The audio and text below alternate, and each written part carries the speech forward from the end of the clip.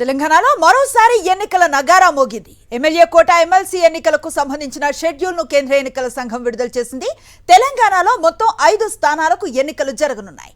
మార్చి 3న ఎన్నికల నోటిఫికేషన్ విడుదల కానుండగా మార్చి 10న నామినేషన్స్ కు తుది గడువుని ఇచ్చారు. మార్చి 20న పోలింగ్ జరగనుంది.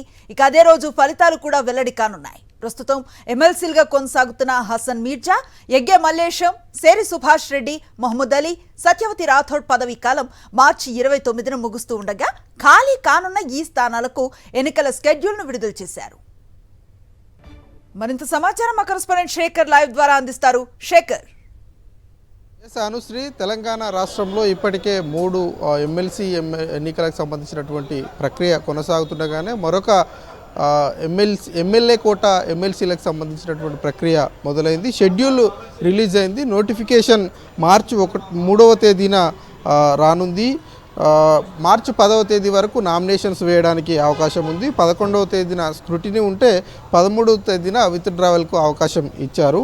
ఇక మార్చి 20వ తేదీన పోలింగ్ ఉంటే అదే రోజు ఉదయం 9 గంటల నుంచి 4 గంటల దాకా పోలింగ్ ఉంటే 4 గంటల తర్వాత కౌంటింగ్ ప్రక్రియ మొదలు కానుంది. ఇక 24వ తేదీన ఎలక్షన్కి సంబంధించినటువంటి ప్రక్రియ అంతా కూడా మిగిలింది. మొత్తం 5 స్థానాలు ఉన్నాయి. ఎమ్మెల్యే కోటాకు సంబంధించినటువంటి స్థానాలు 5 ఉన్నాయి. అందులో మహమ్మద్ అలీ ఉన్నారు, అట్లాగే సత్యవతి రాథోడ్ ఉన్నారు, షేర్ సుభాష్ రెడ్డి ఉన్నారు, ఎగ్గే మల్లేశం ఉన్నారు, అట్లాగే మీర్జా రియాజుల్ హుస్సేన్ సంబంధించినటువంటి వ్యక్తి ఉన్నారు. మొత్తం 5 ఉన్నారు. ఇందులో సత్యవతి రాథోడ్, షేర్ సుభాష్ రెడ్డి, ఎగ్గే మల్లేశం వీళ్ళంతా కూడా బీఆర్ఎస్ పార్టీకి సంబంధించినటువంటి